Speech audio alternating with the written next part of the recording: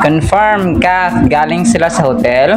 Tapos suot ang parehong tatak at kulay ng damit ni Alden, mga kasembreros. And then, sina Alden naging cause ng traffic. Yan at marami pang items sa vlog na ito, mga kasembreros. Unahan ko ito, naging cause ng traffic sina Alden at saka yung buong team ng Love Siargao, mga kasembreros. Wala na madaanan ng mga sasakyan doon, mga kasembreros. So, sabi dito ay wala na madadaanan ng sasakyan, sabing ganoon, mga kasembreros. Ang cute ng pangalan ng bridge dito, Alden at Nadine sa Afam Bridge. Afam Bridge pala ito, mga kasembreros, no? Yung kanilang pinagshootingan. So, yung ibang videos nung nakaraan ay na-upload natin. Pero ito po ay may audio. Papakinggan natin mamaya, mga kasembreros, na kung saan yan nagsigaw yung parang isang production staff yata doon, or yung local tour guide, no? Or mga tumutulong kina Alden doon sa area, mga kasembreros, upang maging matagumpay itong kanilang shoot ng Love Siargao, mga kasembreros. So, dito ay sumigaw yung isang babaeng local staff na wala nang daanan ng mga kotse, no? Kasi nga grabe talaga ang trending at ang kasikatan ni Nadine at saka ni Alden, of course. Tapos may bagong post para si Alden, mga kasembreros, sa kanyang Instagram. Ito po ay kanyang brand endorsement na Dr. O Skin Lab, mga kasembreros.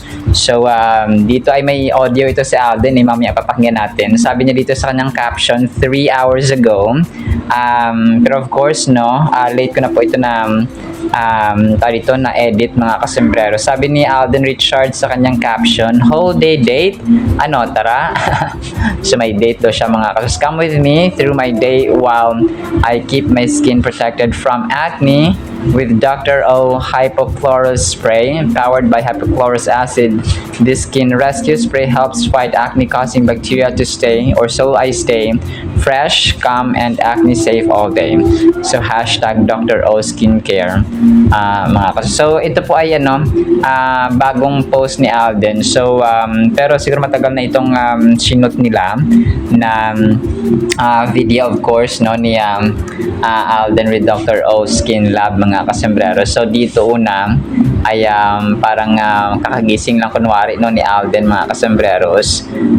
7:30 AM yung kanyang gising. Tapos sabi niya, good morning. Sabi niya, samahan mo ako the whole day. Sabi niya ganoon, tara. Sabi niya ganoon, mga kasembreros. So tapos yun, toothbrush, hilamos, and then of course yung dito yung paghilamos ni Alden, mga kasembreros, na gamit ang Dr. O Skin Lab, mga kasembreros. So ang ganda niya, kasi parang spray lang siya, mga kasembreros. Tapos may mga parang nagbabasa yata siya ng script dito rin, mga kasembreros. So tapos parang nag-jogging din siya dito, mga kasembreros, and so on. Tapos fresh pa rin si Pops Alden, mga kasembreros, habang nag-jogging. So 10 AM, mga kasembreros. So ang kulit, humugot pa siya dito. Sabi niya, hindi ako madaling pagod basta ikaw ang kasama ko. Sabi niya ganoon, mga kasembreros. So parang may hugot ito si Alden, sabi niya ito, so far nag-enjoy ka ba? Ako, so far, yes. Order ka lang, ako bahala dyan. Sabi niya, may gusto sana akong i-share na secret sa'yo. Actually,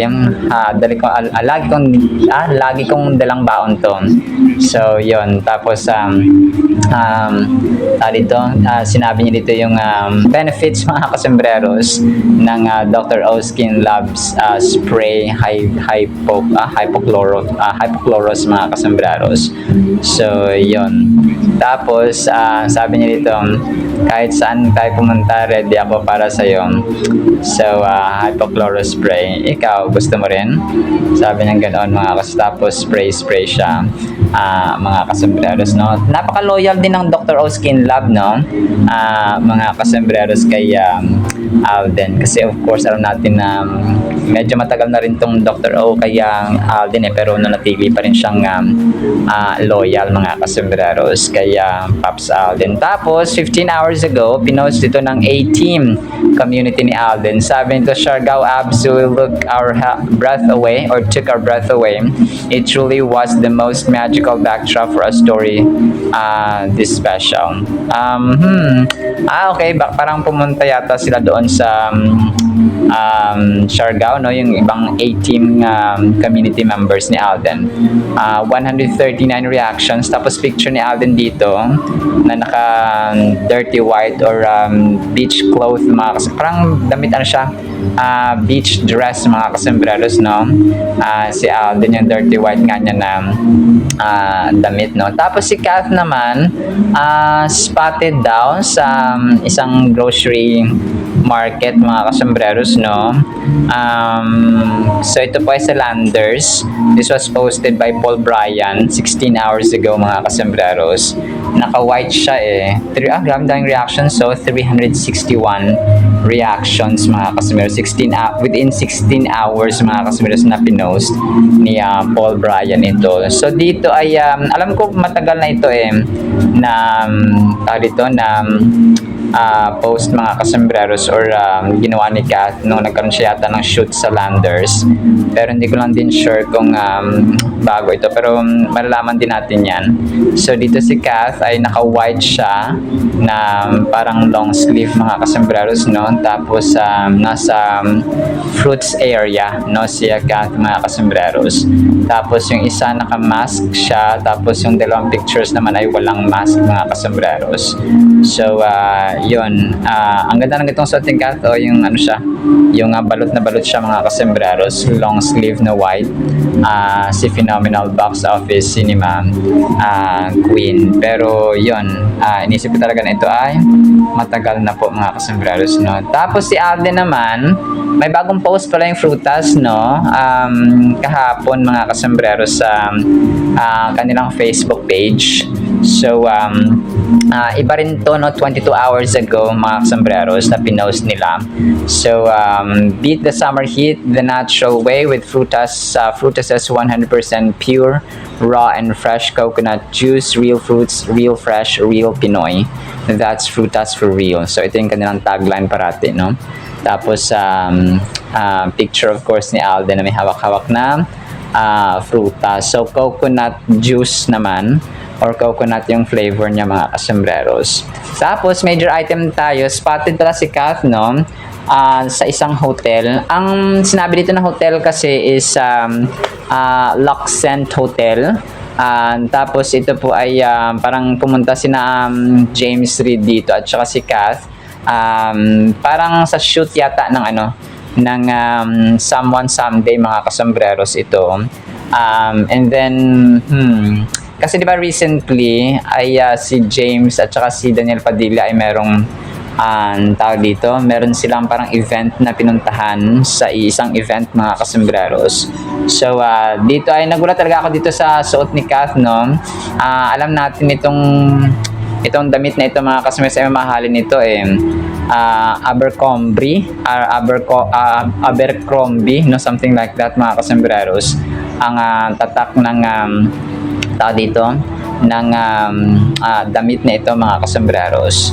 So ito po ay alam natin na merong ganito, no, si tao dito si Alden din po mga kasembreros. So Abercrombie and Fitch collections mga kasembreros, no, na kung saan ay parang may A siya ng mga kasembreros sa kanyang dito sa kanyang parang hindi siya A, no, mga kasembreros. Abercrombie, basta mamahalin siya, no, na dito na brand mga kasembreros.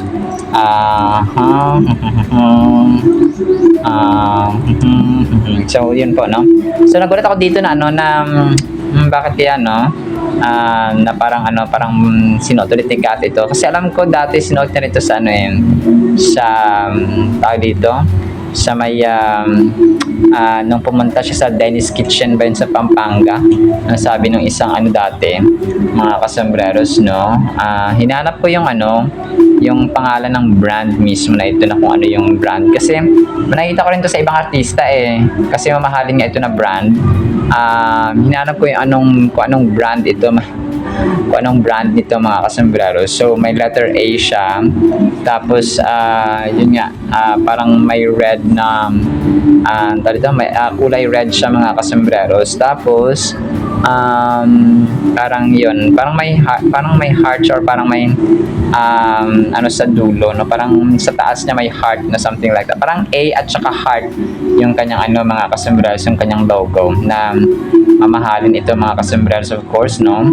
So yun po, talagang nagulat ako na parang ito na yung parating sinusuot ni Kath recently, no. So pwede siyang Alden. Yung iba naman, of course, na Mayor Mark Alcala ay sasabihin na Alcala. Pero design talaga ito ng damit na ito, yung parang A na parang may pula, tapos may heart, something like that, mga kasembreros. So ganun po siya. So alam ko na suot niya na ito ng nakaraan ng mga kasembreros, nang pumunta nga siya sa isa sa mga kainan sa Pampanga, mga kasembreros. Tapos yung sting pala ni Alden, mga kasembreros, ay nag-release din pala sila ng bagong kahapon dito ng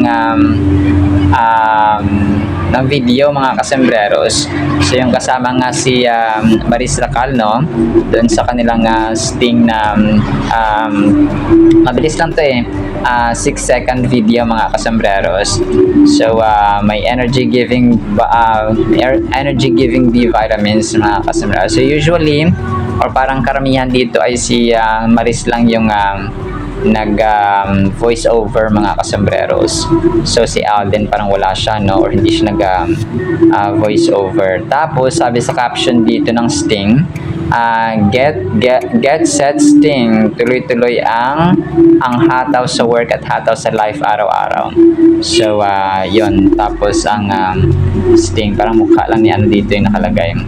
Nakuhaan ng screenshot si Maris Racal, mga kasembreros. Where definitely ay dito dalawa sila ni Alden, mga kasembreros, ang andito sa endorsement, no, part ng endorsement, mga kasembreros. So loyal din tong sting, no, kay Alden, mga kasembreros, for how many years talaga naging rin sila, naging partner, mga kasembreros, ng Sting energy drink. So yun po. So ang sobrang Sting or parang sobra ng mga Cobra energy drinks ay talaga nakakasama din, no, sa katawan, mga kasembreros. Naisingit ko kasi marami akong kakilala, may second cousin or yung asawa ng second cousin ko, ginawa niyang almusal yung Sting, yung Cobra pala, mga kasembreros, or yung energy drink. Ginawa niya almusal, tapos mga ilang taon lang ay nagkasakit siya sa kidney. So muntik niya siyang mag-dialysis, mga kasembreros. Hindi siya kumakain ng ng kanin sa umaga, Skyflakes at saka parang energy drink pa yung kinakain niya sa umaga. So ano pala yun, kasi masarap siya, no, yung lasa ng energy drinks, mga kasembreros, pero hindi siya healthy, of course, na talagang nagbigay na ako dito ng medical advice, no. Pero yun po, no, based on experience lang kasi talaga, mga kasembreros. Alright, so yun na actually sa ating Kathleen items. I-replay ko po itong kay Alden, mga kasembreros, no. And then yun, tapos pakinggan natin ang napakagandang salita ng Panginoon, of course. Isang pinagpalang araw po sa bawat isa. Morning! Samahan mo ako the whole day? Ano, tara?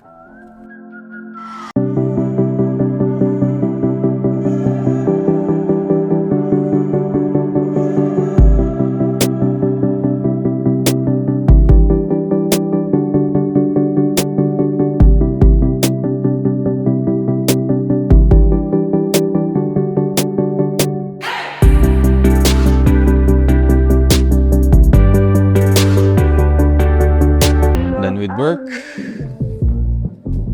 Takbo muna tayo. Tara.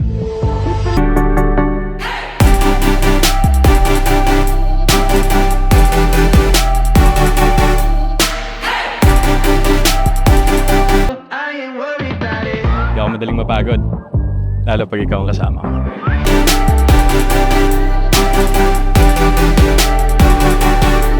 So far, nag-enjoy ka ba? Ako, so far yes. Order ka lang. Akong bahala dyan. May gusto sana akong i-share na secret sa'yo. Actually, lagi kong baon to. Yung Dr. O's Hypochlorous Spray to keep my skin fresh, free from irritation and redness. Actually kasi, yung hypochlorous acid helps fight acne. And yung tea tree naman, that helps control oil. Tapos yung aloe plus panthenol extract, that's the one that makes my skin calm all day. So yan, sabi ko na sa'yo. Kahit saan tayo pumunta, ready ako palagi para sa'yo. Thanks to my Dr. O Hypochlorous Spray. Ikaw, gusto mo rin? Wala po kami madadaanan sa sabihan po namin. Ano muna tayo? Sobrang power at sobrang ganda ng Word of God mga kasambrero. Sana po ipatapusin natin. Ang title po ay Buhay na Pag-asa. 1 Peter chapter 1 verse 5, Blessed be the God and Father of our Lord Jesus Christ, who according to His abundant mercy has begotten us again to a living hope. Ito yung mga kasambreros na buhay na pag-asa. Through the resurrection of Jesus Christ from the dead. So sa ating buhay mga kasambreros, sa ating pamilya, minsan namamatay yung pag-asa.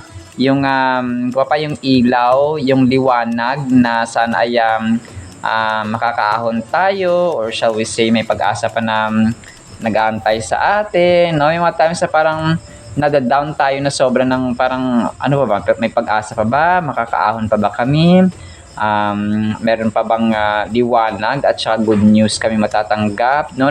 Pa nangyayari sa atin yan. And all of us, no, hindi tayo excuse mga kasembrero sa lahat ng problema at challenges sa ating buhay mga kasembreros. That is why yung salita ng Panginoon, hindi ito nagbabago.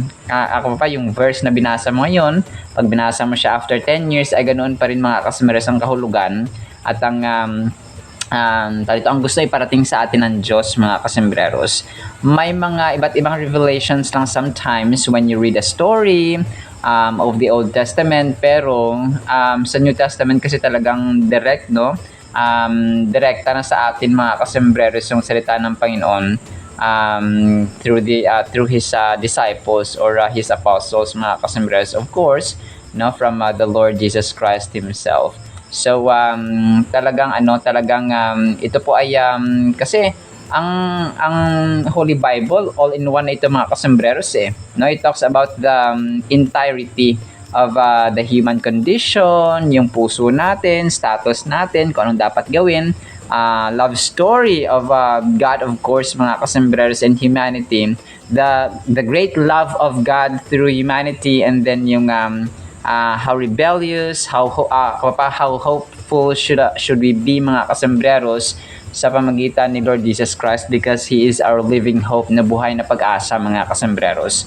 So kung sa ating buhay parang namamatay na yung ilaw ng pag-asa, yung parang torch of light and hope mga kasembreros, ay wag tayo mawalan ng pag-asa, because our God, no, ang ating pag-asa po ay buhay sa pamagitan ng ating Panginoong Hesus mga kasembreros, na bagaman namatay ay nabuhay mga kasembreros at bumalik sa kanang kamay ng trono mga kasembreros sa kanyang kaharian sa langit mga kasembreros ng Diyos Ama.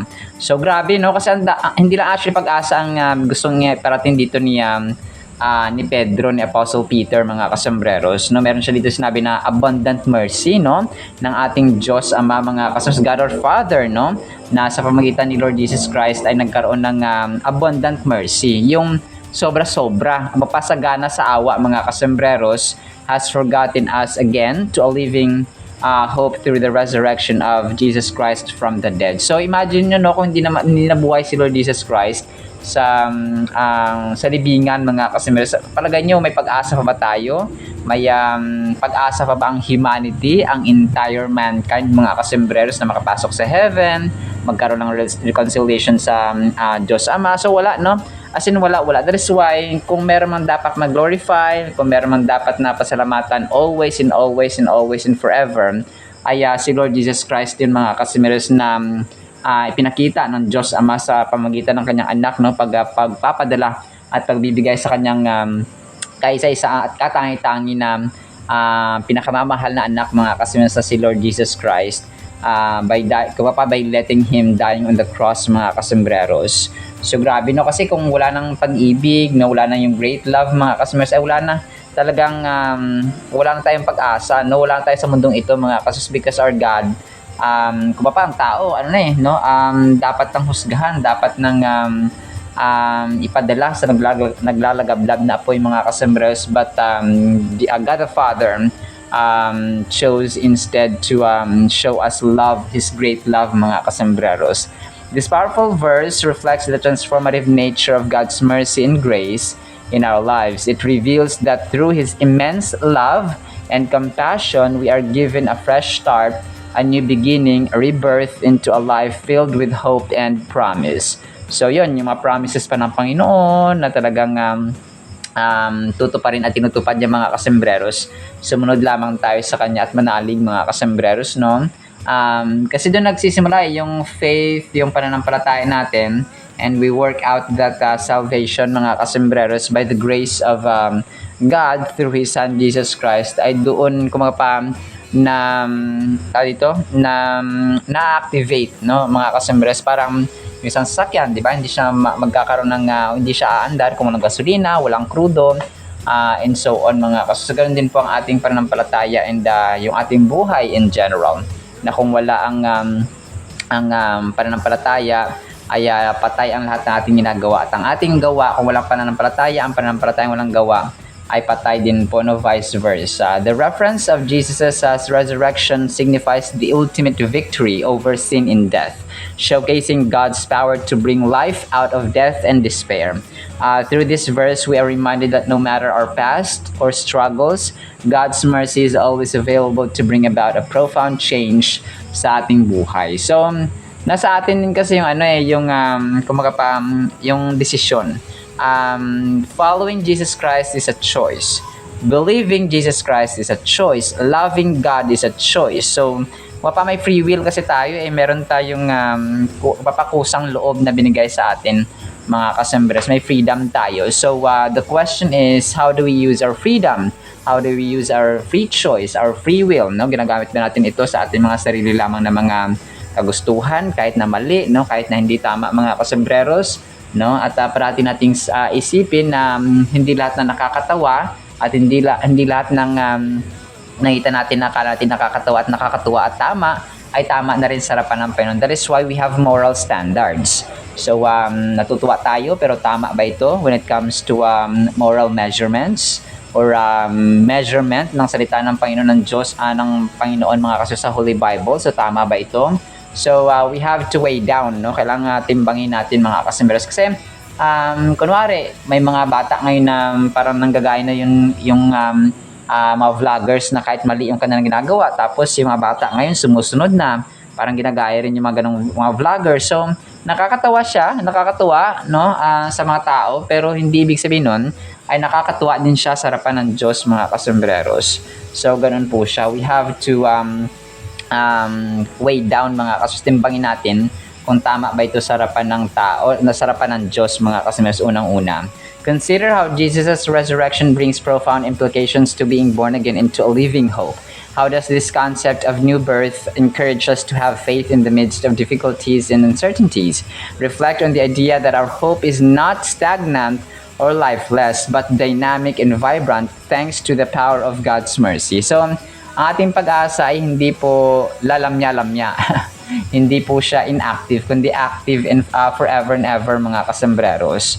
So, ang verse na, actually, ang ganda nito, no, yung 1 Peter 1:3 mga kasembreros.